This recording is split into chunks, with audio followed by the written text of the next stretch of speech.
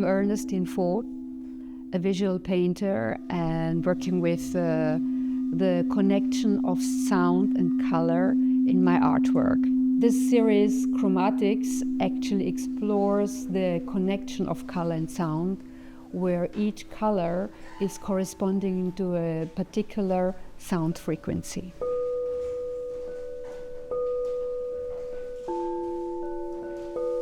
This creative interplay engages both senses, the visual and the auditory.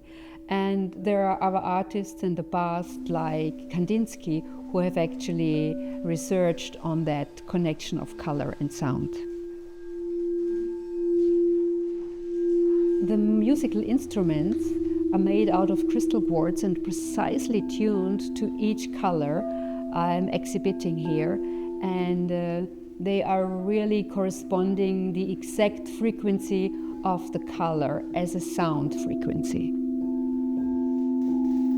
Images are first and foremost pure sources of energy, and then everything else follows.